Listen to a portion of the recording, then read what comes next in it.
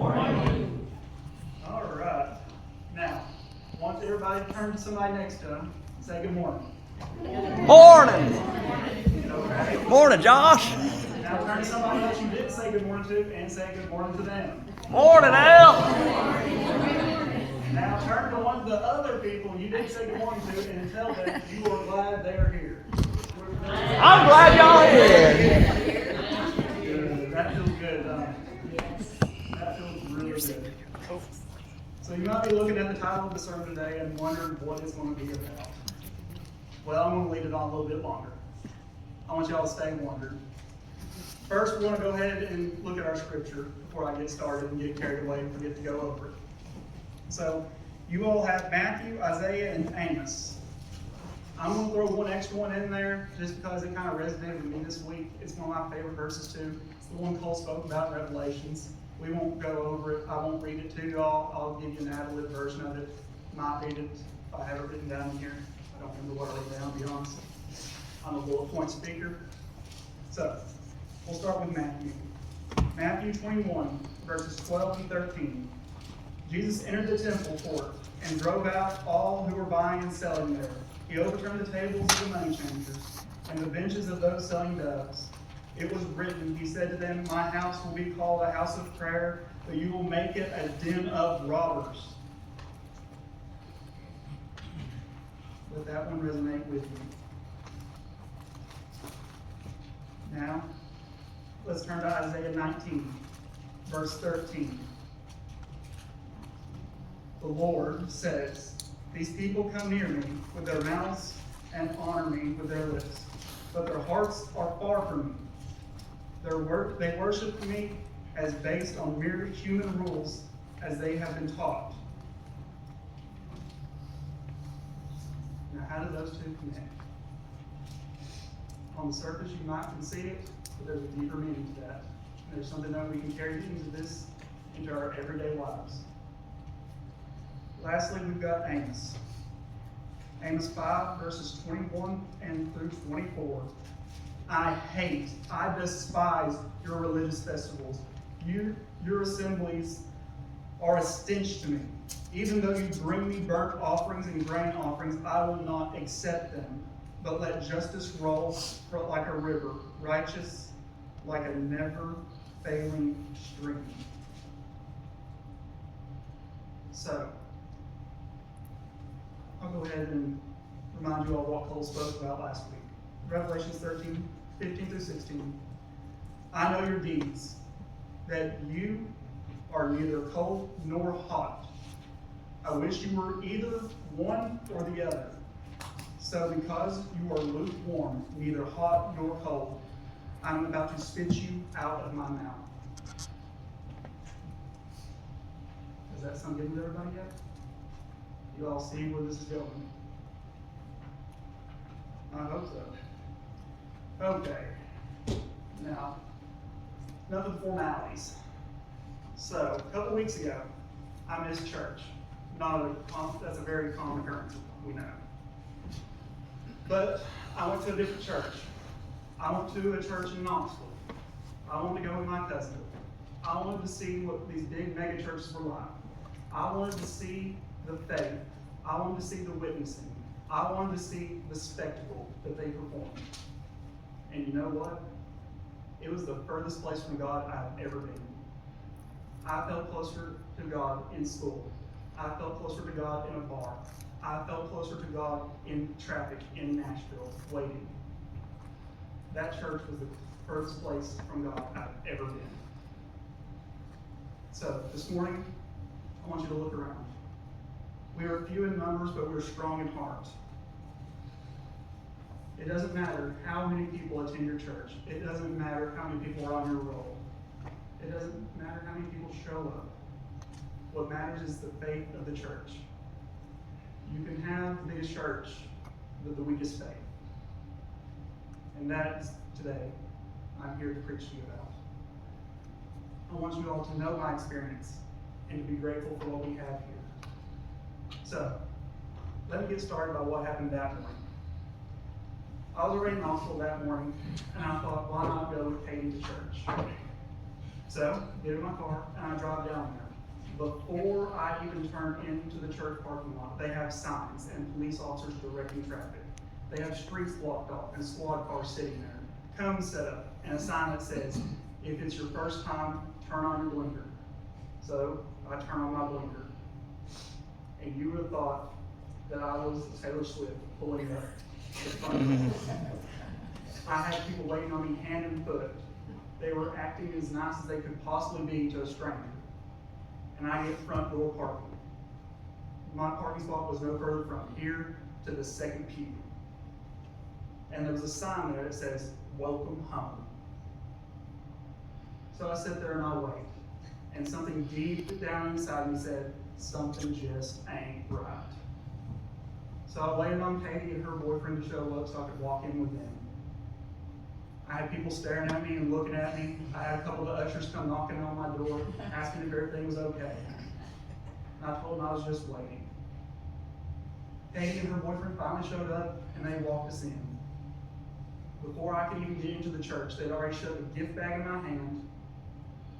Inside that gift bag, there was a thermos, and it had the church's logo on it. They had a business card with their preacher's name on it. They had a card you could scan to donate through the Venmo and link to their social medias. And then they had another card for you to fill out, one to join their small groups. This is going to be a recurring theme, small groups. And trust me, it isn't pretty. So, before I could even get into the door, I had 3 people shake my hand and give me that fake veneer smile, looking like a shark in fresh blood. They were wanting to take me up front to sit, but I wanted to sit with Katie. The main auditorium was packed. This is an auditorium bigger than a basketball gym, maybe even double the size of a basketball gym, with a stage, black lights, strobe lights, a fog machine, a band, and 2 ginormous big screens that filled this whole wall twice over. But this entire stadium was full, and we had to go to another one, the size of a soccer field. And it was also full. All these people sitting here worshiping and praising Jesus. So Katie and all of us find our seats and we sit down. We sing a few songs, ones I've never heard in my entire life. I think they made them up that morning. And by the way they were singing them and playing them, I think they were just going off that. So finally, the preacher comes out. But we're not the main auditorium, so we don't know what's going on. We're seeing a video live stream. We listen to the preacher, and he's telling us that he and his church is the only way to salvation. He and his church are going to be the ones that give you a home. They are where you're supposed to be. They are your only way to Jesus. That didn't sit right with me. After that, he goes into a 35-minute diatribe nearly about joining a small group and how you'll find family in a small group. He's pushing this small group like it's the first day at 4-H camp, or you're trying to join a sorority. That was predatory to join a sorority too. And it was more about the spectacle than it was the sermon. I couldn't tell you what verses he used. I don't even think he read from a Bible that day. I think they flashed it across the screen and didn't even reference it. I remember at one point he talked about Christian mysticism, asking God to show you the way, asking for guidance, and told you how that's a sin and that you shouldn't do that. And not the next line, he says that God has called you to his church. I was baffled by that. I was bewildered. At the end of the service, he said, if you look at the end of your rows, there should be a bowl. And inside that bowl is communion. If you want it, take it. If you don't, leave it. Nobody handing it to you. Nobody telling you that it's the Lord's body broken for you, the blood of Christ dealt for you. They acted like it was a snack in preschool. So I went and got communion. And I gave it to Katie. And she gave it to me. And we did it the right way. By the time we got out of this church, we had to go meet Katie's friends by the coffee bar. And this wasn't any normal coffee bar. This was a Starbucks. Holy grounds. You could ask for any coffee that they had. And if you just want a black coffee, they had 5-gallon pitchers of it, ready to go. Fill it up and drink as much as you want. So we're waiting there by the coffee, waiting on our friends, and they come out and they said, "Preacher wasn't here today." I said, "I just watched him." They said, "No, it's pre-recorded. Wasn't a good day." I said, "Wasn't a good day?" Preacher had pre-recorded his sermon and just put it on and played it like it was a TV show, like it was Netflix for religion. That was it. I knew that this was not the place for me. So, walked out to the car, told Katie our goodbyes, and I came home. This was an eye-opening experience, and I hope it opens your all's eyes too. Many of these churches that we hear of today, tens of thousands of followers, pushing to get more. They have social media pages. They want you to join that social media page. They think they are influencers. They're trying to influence your religion, that they're the only way to God, that you need their church. And while you're at it, why don't you just go ahead and tithe with us too? They've got tithe leaderboards. Who tithes the most? Who tithes most often? They make it into a game. This isn't Call of Duty. This is church. This is God. These mega churches they're in a business. This is like buying a timeshare in heaven. And it don't sit right with me.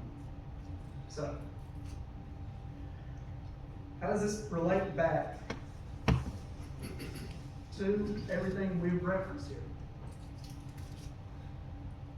Now, some other small observations that I made while sitting there listening to the sermon, because you know it wasn't much of a sermon to begin with. I saw all these people sitting there in the crowd. In front of me was hundreds of people. All of them had notebooks open. All of them had their Bibles open. They had color-coded markers and color-coded highlighters. They were taking notes like this was the ACT. And you would have thought their life depended on it. They're writing down every single word he speaks. They're taking bullet point notes like they're going to review it tonight. Which normally we would think that these people, they're going to reflect on it during their Bible study this next week. Not do a little research in it, and it's not. It's for their small groups. Because they've got to put on this performance for their small group that they attend. They might attend 3 or 4 small groups just to keep themselves accountable. These aren't just our normal small groups like men's group and women's group and maybe youth group. These are like runners for God, sprinters for God, fishers for God, Call of Duty for God, bicycling for God. These are clubs. These aren't your normal study groups. So these people are taking these notes. Mostly, I noticed the women taking it. The men were almost asleep, as per usual. And I can't blame them. They think that they are witnessing. They think that they were practicing good faith. But I don't believe they were. I believe that they've been manipulated emotionally by this church to believe that is what they need to do. Because everybody else in their little small groups do it. They want to fit in. And that's what these mega churches are about. It's about fitting in an age of social media. They don't go to church to worship. They go to church to be seen. These people go to church to take the picture for the Snapchat and the Instagram and to post it. They want to be a part of a group that's bigger than themselves. And in today's society, they just can't find that. These people are looking for acceptance, but can't find it today. But when you pull up to a church that says, "Welcome home," and you have smiling faces, and they hand you a cup of coffee, and they want to sit you on the front row, you feel like you found somebody. You have a preacher that's standing up there telling you that you are meant to be here. Now join a small group. Make friends. Did he offer to really witness to these people? No. Did he offer to make them feel at home? No, leave that to the small group. They'll feel at home there. They'll find other people, maybe. These people are lukewarm. They go to church on Sundays, they attend their small groups, but do they really go to the small groups? Do they really go to church? I don't think so. I think they're going just to be accepted, to fit in, and to have friends. And I don't blame them for that. I blame the church for preying on these people. These are predators. These people are wanting to milk followers. They're wanting to up their social status online so they can get more people to attend, so they can get more tithes and become a bigger church. Does anybody want to take a guess at how many different satellite churches this one had? Wasn't one. Wasn't even the second one that they counted. They had 2 different auditoriums, remember? They just counted as one campus. Campus. Think about that. When we think of campus, sprawling. UT campus, Carson Newman campus. They had 5 churches. 5. One preacher preaching at 5 churches simultaneously, being live streamed into your church like it's a FaceTime call. Just so they can get more people to come. Just so they can milk them for more. That didn't sit right with me. When I got home and I went through their goodie bag again, I noticed another card. This card was to download their app. You can go on their app store, you can download it, you can listen to any preach that they've had in the past couple of weeks. You can listen to any audiobook they have offered. And their preacher just so happens to have a self-help podcast. And it's probably sponsored too. I wouldn't download it. I don't want to have my information. These churches are preying on people that are searching, that are looking, and that are wanting more. These churches are creating lukewarm Christians. These churches are what we need to be afraid of as a Christian community. Not what denomination you are, not where you go to church. These churches are a blight. These churches are not in it for God. These churches are in it to glorify their preacher, to make him a miniature celebrity, and to make him have a life that he is accustomed to wanting, not needing. That's why this morning I asked you to turn to somebody and tell them good morning, and that you are glad to be here. In a church of thousands, you might can do that, but are you really making the connections? Are you really making a community? That's why a small church like this, a small community church, is most important in this dire time of need. You don't have to travel 30 minutes down the road to find community. It's right here in your back door. So what about the other verses? Jesus overturning money tables, coin changers, and those selling the sacrifices. If Jesus came back today, he would do the same at the megachurch. He would do the same at these megachurches, I believe, that he would do at the temple he did back then. But instead of turning over the coin changers and the money counters, he'd tip over the 5-gallon box of coffee. He would tear down the big screens that they have in the lobby, talking about their small groups. These people aren't in it to glorify God. It's the same problem Jesus had in his day. And what about in Amos? He says that he hates, I hate and despise your religious festivals. They're a stench to me. Even though your burnt offerings and grain offerings, he does not accept them. To me, these people might be praying, they might be worshiping, and to them they might feel like this is faith. But to God, it's not. Just because there's a church leading them down the wrong path. I'm not saying that we're any better. I'm just saying these people are being emotionally manipulated and being led astray.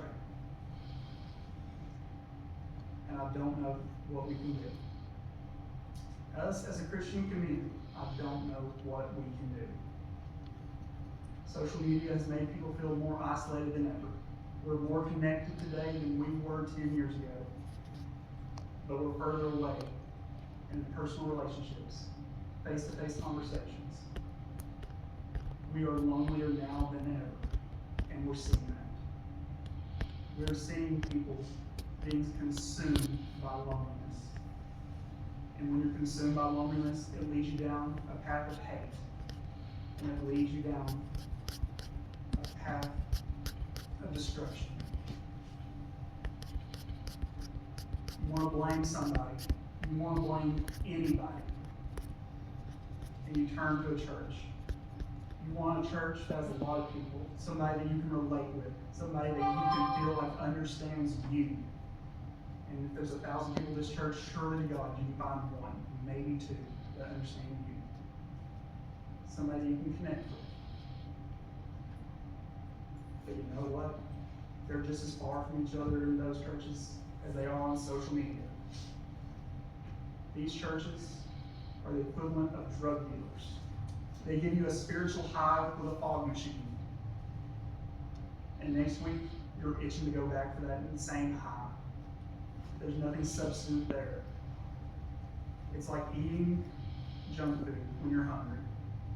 30 minutes later, you'll be hungry again, but you still got those calories with you. We're creating spiritual gluttons at these mega churches.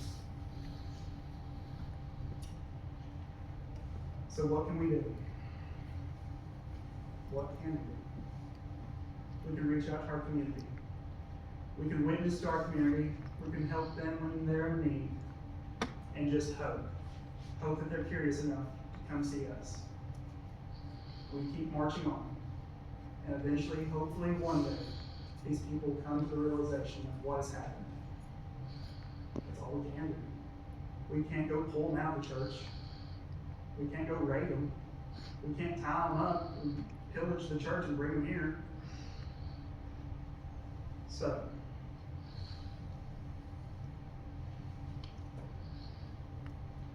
these lonely people are out here looking for these churches.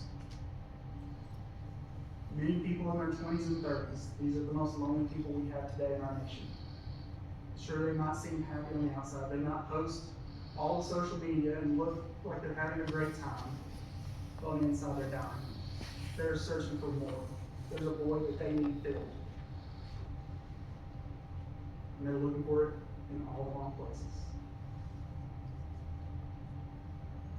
And once they start going to these churches, and they start feeling like they're becoming accepted, or maybe even have a drop of acceptance, that's when they've got them. They're snared in the trap. Now that preacher can preach about anything in the world. It reminds me of Jim Jones. And we know how that ended. There's another church, I didn't attend this one, but I've heard stories, that they preach prosperity gospel. Now you might be wondering, you might have not heard the word prosperity gospel. That's a preacher standing in front of his church telling if you pray hard enough, you pray good enough, you pray often enough, that God will make you rich. And these people pray for riches. They pray for a new car. They pray for a bigger house. Or they pray for a better job. Not to benefit God. Not to benefit their family. But so that they can live the lifestyle they think they should live. So that they can live the lifestyle that social media wants them to live. The other dangerous part of this church is you can bring your gun in and have the preacher bless your gun. We as Christians are supposed to be peaceful. We're supposed to practice peace. And having a preacher ordain your gun in the name of God is not what we need. This is what is turning so many young people away from Christianity today. They are seeing these radical churches preaching prosperity gospel and preaching hate in the church, trying to tell you of who you should fear. And that is the ultimate price that these mega churches will have you pay eventually. Is when you start being indoctrinated and getting sucked into it, then they change the narrative. Then they start preaching to you about things that Jesus himself spoke directly against.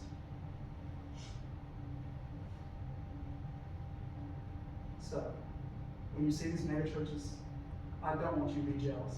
I don't want you to be jealous that they have a band that they're playing, that they have smoke, and that they have lights, or a giant stage, because it is just hollow worship. And I pray that these people one day wake up. I pray that they see the error of their ways, and that they come back, that they find community in a smaller church, that they find a community that they can have an impact in themselves. And I pray that these young people today find a place where they belong. And I think our church can do that. Our church is ready to grow. We're in a good place. We are ready. And it's time for us to step into the void and to help these lost souls. Thank you.